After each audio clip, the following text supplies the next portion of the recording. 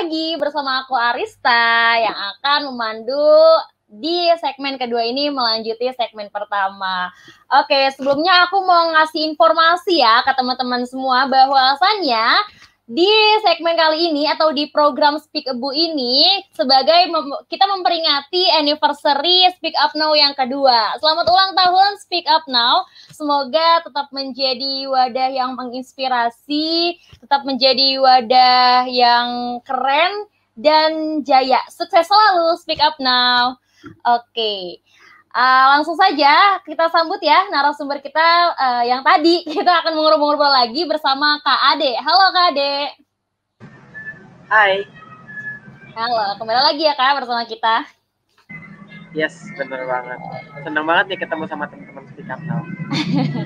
Hai Kak Ade. Tadi perbincangan di awal aku tertarik nih untuk bahas mengenai duta genre gitu kan. Dia kan udah menjadi duta genre-nya di Jakarta Utara ya, duta genre Jakarta Utara. Nah, boleh dong diceritain nih Kak Ade, gimana ya proses Kak Ade ini untuk bisa sampai menjadi duta genre, apalagi usia Kak Ade masih muda nih. Boleh dong di-sharing ke teman-teman. Wah, prosesnya ya Kak, sebenarnya panjang banget sih prosesnya. Dari mulai aku tuh ditempa di organisasi yang lain, terus aku juga ditempa salah satunya melalui Speak Up Now yang bisa ngebikin diri aku sampai menjadi Ade yang seperti ini. Juga ketika Ade berpartisipasi sebagai duta genre waktu itu banyak banget. Kalau misalnya diceritain teknisnya, waktu itu seleksi yang pertama adalah seleksi berkas. Seleksi berkas, Ade karena sudah diberi bekal sama Speak Up Now, sama Forum Anak, sama organisasi-organisasi yang lain. Jadi alhamdulillah Ade merasa sangat bersyukur bahwasannya Ade lolos di seleksi berkas tersebut. Setelah seleksi berkas tersebut ada, Ade berlanjut ke seleksi selanjutnya, di mana seleksi itu ada sebuah karantina. Nah, di sini serunya Kak. Jadi di karantina ini Kak Arista, duta-duta genre ini semuanya diberi materi dan juga diberi penilaian terkait dengan materi-materi yang diberikan, juga terkait dengan hal-hal yang sebenarnya aku tuh nggak nemuin gitu di organisasi lain. Kayak kita tuh harus grooming itu kita harus looks selalu kelihatan stunning gitu di depan kamera. Cara kita duduk gitu, bagaimana cara kita duduk, bagaimana cara kita berbicara, dan bagaimana cara kita menatap layar pun itu hal-hal kecil itu dinilai sama mereka. Itu yang mungkin membuat Ade bisa untuk coba berani berkomunikasi di acara Speak Up ini, dan juga di situ banyak banget Ade ketemu sama teman-teman seru yang mereka juga mempunyai kapasitas yang luar biasa. Ada yang memang dia adalah seorang yang sudah mempunyai debut di dunia anak dan remaja juga sebelumnya. Ada yang dia jadi duta lain sebelum bergabung ke duta genre. Namun ada beberapa dari mereka yang gugur seperti itu di perjalanan dari step by step dari seleksi di duta genre ini. Sampai akhirnya ketika grand final Ade sangat-sangat terkejut gitu ya, dan itu menjadi salah satu kado Ade di umur 17 menuju 18, bahwasannya Ade menjadi juara 2 duta genre Jakarta Utara Putra 2021. Seperti itu Kak Arista.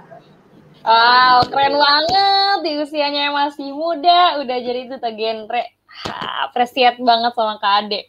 Oke nih, kalau boleh tahu, tadi kan Kak Ade skillnya menggeluti di bidang desain nih. Nah, skill apa lagi sih gitu yang kakak bangun ini dan kakak tingkatin nih sampai sekarang sehingga kakak bisa jadi duta genre, terus bisa juga kan tadi apa namanya bergabung di komunitas-komunitas gitu. Intinya bisa jadi produktif, maaf. Intinya kakak bisa jadi produktif sampai sekarang ini. Seperti sekarang ini tuh apa sih skill yang kakak bangun gitu? Baik, sebenarnya aku adalah orang yang memang tidak terlalu apa ya Kak, tidak, aku tuh orangnya general. Nah, tapi ada situasi di mana itu harus memperbagus dari communication skills, juga aku harus membangun personal branding supaya orang-orang yang melihat aku dan juga semua yang memang membutuhkan value dari diriku itu mendapat manfaatnya seperti itu. Jadi selain dari skill teknis seperti graphic designer, aku juga mencoba untuk lebih baik di bidang komunikasi dan juga di bidang personal branding. Makanya aku coba untuk menghadiri di beberapa webinar dan juga talk show seperti ini yang alhamdulillahnya sekarang diadakan secara online seperti itu Kak. Jadi hal-hal yang bersifat misalnya hari ini di jam segini ada dari A, sedangkan di jam selanjutnya itu ada dari B. Yang kayak gitu-gitu bisa diminimalisir untuk ke apa ya, ke ketabrakannya tuh apa ya, ketabrakan. Jadi nggak tabrak kayak gitu kan, nggak bentrok. Aduh ya. Manage waktu berarti ya Kak ya? Yes, bener banget. Selain tadi communication skills dan juga personal branding, Ade juga berusaha memperbaiki diri di bidang manajemen waktunya. Oke, berarti pertama tingkatin di skill komunikasinya, terus di personal brandingnya, abis itu di managing time-nya ya Kak ya. Emang penting banget sih untuk memanage waktu itu, karena kalau misalnya memang kita nggak pinter untuk memanage waktu ya bakal buyar semuanya, bener nggak Kak? Iya bener banget, karena Ade yakin bahwa banyak banget kesempatan yang harusnya anak-anak SMA, anak-anak SMP tuh udah dapetin. Bahkan Ade itu melihat sosok-sosok yang lebih hebat dari Ade di umur yang lebih muda dari Ade. Ade pun masih ngerasa, wah mereka tuh keren banget. Ade harus bisa kayak mereka. Makanya Ade coba untuk kira-kira apa sih yang bikin mereka menjadi seperti itu. Salah satunya ada personal branding. Ade juga yakin bahwasannya ada yang namanya keberuntungan, karena keberuntungan itu dicapai ketika kesempatan bertemu dengan kemampuan. Jadi Ade selalu coba untuk memperbaiki diri melalui kemampuan-kemampuan Ade yang mungkin bagi orang banyak itu tidak terlalu signifikan perubahannya, tapi Ade mencoba untuk lebih baik supaya Ade dapat mengambil ketika ada kesempatan seperti itu Kak Ariska. Oke, keren banget nih ya. Nggak cuma skill di desain aja, Kak Ade juga bisa ngembangin di time manajemennya gitu kan, di komunikasinya dan juga personal branding, itu sangat penting ya Kak Ade. Oke, kalau misalnya boleh tahu nih Kak Ade kan memang seneng banget ya di dunia anak-anak gitu kan, menggeluti di bidang dunia anak tuh. Isu apa nih ya Kak sekiranya yang pengen Kakak angkat nih terkait anak di Indonesia? Oke Kak, mungkin terkait dengan masa pandemi ini ya Kak ya, kasus dari pernikahan anak itu sangat-sangat tinggi. Jadi teman-teman yang putus sekolah, teman-teman yang boring di rumah, itu ngebikin banyak banget anak. Kita harus samain perspektif dulu ya Kak, bahwasanya anak menurut undang-undang adalah seseorang yang belum berusia 18 tahun dari bayi di dalam kandungan. Jadi usia 0 sampai 18 tahun kurang sehari itu masih disebut sebagai anak. Anak-anak. Nah, yes, benar banget. Nah, orang-orang yang berumur segitu, ini aku sebut anak-anak aja ya. Anak-anak banyak banget di masa pandemi itu yang mereka mengajukan pernikahan gitu KUA. Dan ini yang membuat Ade sedih karena Ade dan teman-teman Forum Anak Nasional waktu itu di tahun 2019 telah menyuarakan sampai ke tingkat kementerian dan juga tingkat tingkat nasional bahwasannya kita berfokus kepada perkawinan anak. Kita bikin 10 butir suara anak Indonesia yang disusun dari anak-anak Indonesia yang mewakili dari 34 provinsinya.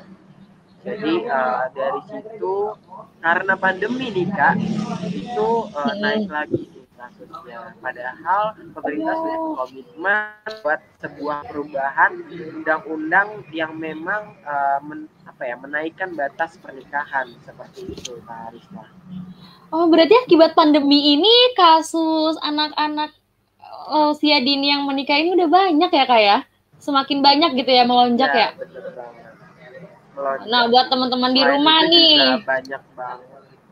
Iya. Iya.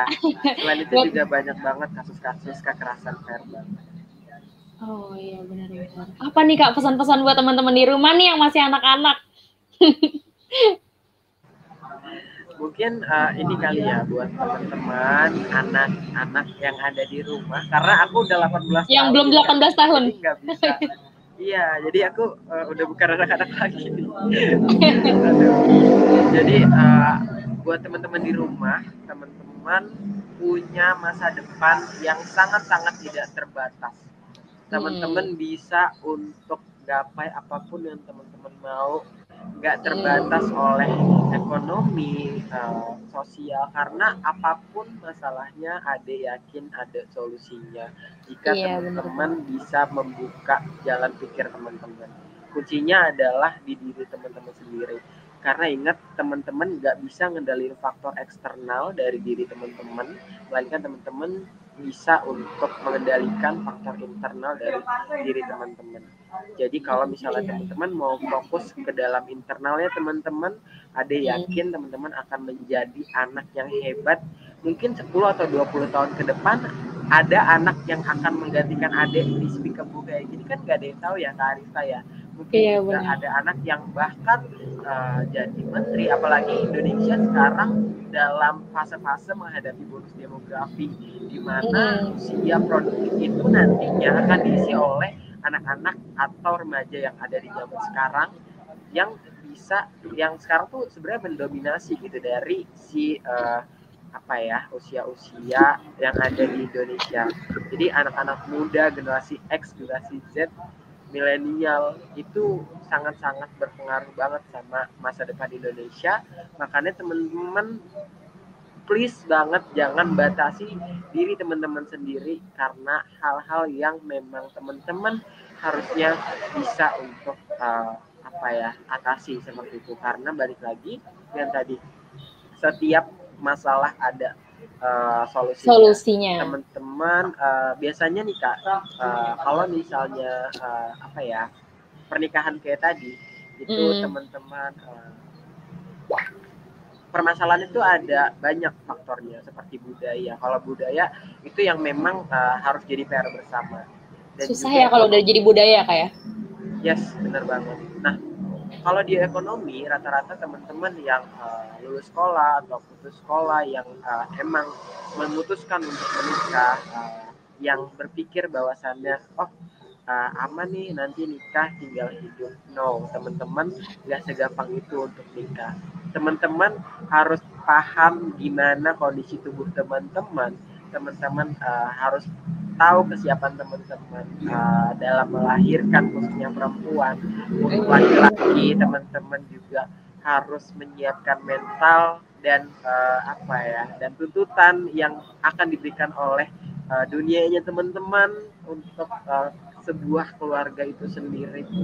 Banyak banget sih kayak harus dipertimbangin. Jadi teman-teman please lakuin versi terbaik, cari versi terbaik dari diri kalian. Tunda pernikahan muda. Yes, bener banget. Oke nih Kak, aku mau nanya-nanya lagi ya Kak ya, terkait duta genre nih. Gimana nih, sekarang kan udah jadi duta genre Jakarta Utara, gimana perasaannya Kak? Dan kalau boleh tahu, tanggung jawab dari duta genre di Jakarta Utara ini apa aja sih Kak? Boleh di-spill ya Kak ya? Wah, perasaannya kayak perasaannya nih pastinya campur aduk ya kayak karena yang pertama ketika dinobatkan sebagai juara dua duta genre Jakarta Utara, Ade sangat-sangat senang gitu. Tapi di lain Hmm, sisi, Ade harus mengemban amanat dari Jakarta Utara untuk bersaing lagi di genre tingkat provinsi seperti itu. Di wah, situ yang jadi ini nih bikin perasaan Ade nih kalang kabut juga nih. Sedangkan waktu itu Ade juga baru diterima kan di mahasiswa baru di UNJ jurusan bisnis digital. hmm, Jadi apa ya, ketika ada penerimaan mahasiswa baru, ada orientasi, itu tuh kadang suka bertabrakan dan wah di bentrok ya? sini gimana ya gimana kan ini sebuah keharusan ya kayak di Heeh. sini harus pinter-pinter banget sih, pinter-pinter banget ngerjain tugas dari orientasi itu, pinter-pinter banget untuk Manage waktu. bahkan ada iya bener banget, bahkan ada tuh sampai double device, triple device untuk Wow, ngelakuin hal-hal itu. Jadi nge-zoom gitu ya kayak. itu sih, iya bener banget. Untungnya ini online ya kayak. Kalau misalnya offline, Heeh. wah aku ngebelah diri jadi 3 nih kalau bisa. Aduh. Tapi online aja kayaknya cukup apa ya, cukup lelah ya kayak kita mengerjakan secara online apalagi offline kayak. Tapi untuk Iya bener usia-usia banget. sekarang kita masih muda ya harus makin produktif, harus makin semangat ya, apapun itu ya harus dijalani ya kak ya, dengan penuh semangat. Yes, bener banget. Jalanin menurut teman-teman sekalian. Oke kak, tadi pertanyaan kedua udah terjawab belum ya, tanggung jawab duta genre Jakarta Utara nih kalau boleh tahu apa aja kak? Oh iya, tadi Iya. lupa ya tanggung jawabnya. Malah curhat. Iya nggak apa-apa kak. Tanggung jawab sebagai duta genre itu yang pertama adalah jadi ambasador dari gerakan generasi berencana dari BKKBN. Terus juga sebagai role model bagi remaja-remaja agar mempunyai kehidupan berencana, kehidupan apa ya, kehidupan remaja yang terencana. Karena dengan adanya duta genre, karena gini Kak Arista, banyak teman-teman yang sebenarnya butuh misalnya pendidikan tentang seksualitas atau pendidikan reproduksi. Nah, hal-hal itu tuh yang mereka dapat gitu dari faktor eksternal genre. Tapi mereka tuh kadang bingung untuk konsultasi sama siapa. Uh, Balik lagi Ngobrol sama siapa? remaja, iya bener banget. Jadi mereka tuh kadang suka canggung kalau misalnya ngobrol hal-hal seperti itu sama orang tua, sama kakek neneknya gitu. Kalau misalnya nggak dibiasakan. Nah, hal-hal kayak gitu yang sebenarnya genre ini bisa berperan gitu.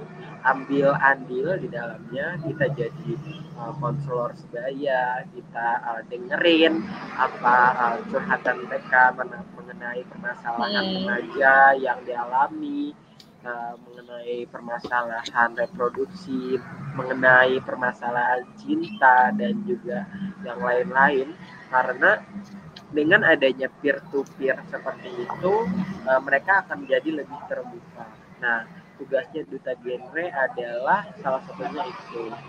Terus juga di duta genre ini kita melakukan komunikasi, informasi dan edukasi terkait dengan hal-hal yang menjadi substansi genre.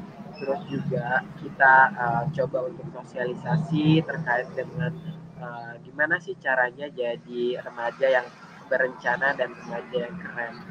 Karena kalau di genre itu hidup berencana itu keren, katanya gitu Kak Arista. Semua harus direncanakan berarti ya kayak. Yes, bener banget. Dari mulai transisi remaja pertama, teman-teman jadi remaja awal sampai remaja akhir itu harus banget direncanain supaya teman-teman menjadi sosok yang sangat-sangat matang dan siap untuk menghadapi perubahan-perubahan ke depannya. Benar banget. Oke, Kak Dewa. Berarti lumayan ini juga ya, menantang juga ya tanggung jawab dari Duta Genre ini. Oke, Kak. Kalau boleh tahu ya, kemarin ini proses Kakak terpilihnya menjadi Duta Genre ini gimana sih, Kak? Lalu apa aja yang pengen Kakak capai nih melalui Duta Genre ini? Wah, proses terpilih sih untuk teknis ya Kak ya.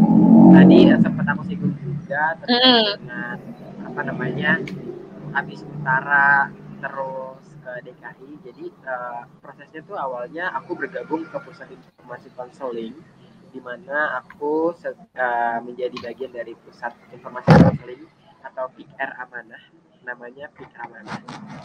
Jadi PIK Amanah itu adalah PIK jalur masyarakat.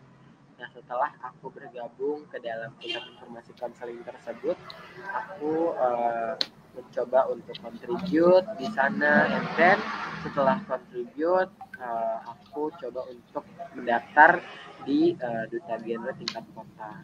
Serangkaian kegiatan aku ikutin dari mulai seleksi berkas sampai wawancara sampai deep interview, terus juga pemaparan program kerja, terus kita di karantina, terus juga sampai akhirnya di babak grand final itu kita Q&A.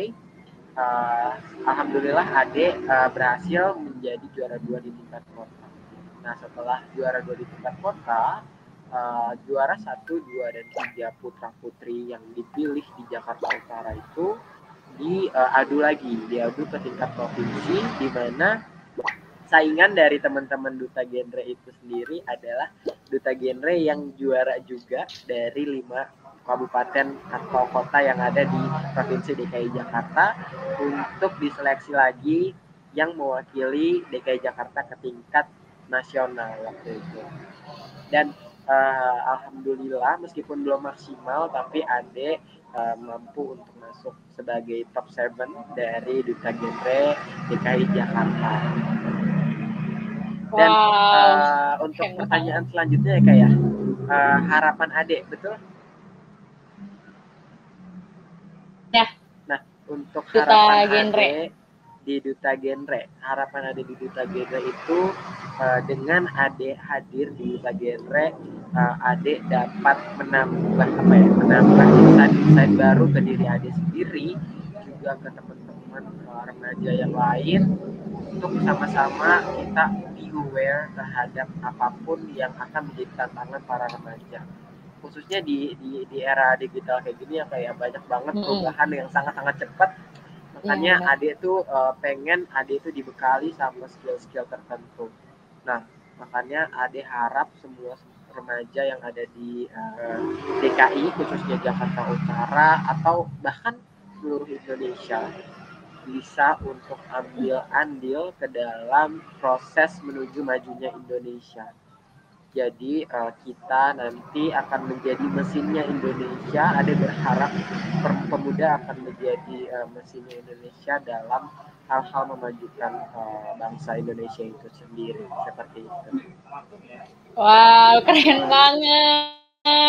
Tadi kalau misalnya ngomongin proses Kakak untuk bisa menjadi Duta Genre ini ya cukup panjang ya Kak ya. Berarti Kak Ade ini orang-orang yang terpilih, hebat banget. Terus yang harapan Kak Ade buat harapan Kak Ade melalui ini juga harapan itu lanjutkan dari pertanyaan sebelumnya. Jadi harapan Kakak nih yang pengen Kak Ade capai nih. Apa nih mimpi-mimpi selanjutnya yang akan Kak Ade capai? Wah, untuk mimpi sebenarnya aku tuh orangnya terlalu banyak mimpi ya Kak ya. Makanya senang tidur juga. Jadi untuk mimpi itu aku mungkin dari aku pribadi ya. Aku pribadi ingin mempunyai financial freedom, Terus juga yang pasti sebagai remaja aku mau jadi remaja yang tangguh, remaja yang bertahan terhadap dinamika dari globalisasi yang sangat-sangat tidak menentu ini. Terus juga Ade berharap bahwa Ade di 20 tahun ke depan akan menjadi sebuah sosok yang memang mempunyai impact yang nyata di society, seperti itu, Kak. Wow, semoga harapan Kade tercapai, amin. Oke, ini ya, mungkin ini pertanyaan terakhir buat Kade. Pertanyaan terakhir buat Kade, pesan-pesan untuk anak-anak dan remaja di luar. Tambahannya mungkin ya. Iya, bener banget. Teman-teman di rumah, just be the best version, just try to be the best version of yourself. Jangan hiraukan kata mereka yang mereka nggak ada di posisi kamu. Terus juga kamu adalah sebuah orang, kamu adalah seseorang pemenang. Pada hakikatnya kamu adalah seorang pemenang. Pada hakikatnya kamu adalah seorang pemenang. Makanya dari itu kamu harus merasa bahwa kamu adalah orang yang beruntung hadir di dalam dunia ini, dan kamu bisa untuk melakukan apapun yang kamu mau dan kamu pilih, sehingga kamu akan menjadi seorang yang terus berkembang tanpa merasa bahwa kamu tidak layak menjadi seseorang yang kamu inginkan. Jadi kedepannya kamu bisa untuk itu tadi, jadi the best version of yourself. Jangan lupa untuk selalu tersenyum, karena hidup ini sebenarnya banyak banget hal-hal yang gak terduga. Jadi dibawa santai aja, dibawa happy aja, jalani apa yang menurut kamu valuable. Itu aja Kak Arista tambahannya. Oke, terima kasih banyak Kak Ade. Mungkin dari Kak Ade tadi sudah menyampaikan ya tentang kita mengulik dari Kak Ade gimana prosesnya telah menjadi duta genre, sekarang duta genre Jakarta Utara gitu kan. Terus kita juga sempat menyinggung isu ya kan, isu tentang anak Indonesia. Banyak banget tadi kita berbincang-bincang dengan Kak Ade. Pesan Kak Ade nih buat teman-teman semua, tadi aku ulang ya, do the best versi kalian dan jangan hiraukan perkataan orang lain. Memang Kak Ade, di era-era sekarang ini kita sebagai remaja gitu kan harus tetap bersemangat, harus tetap produktif untuk bisa menjadi agent of change seperti itu. Mungkin waktunya terbatas ya, kayaknya sampai di sini dulu. Mohon maaf banget buat teman-teman.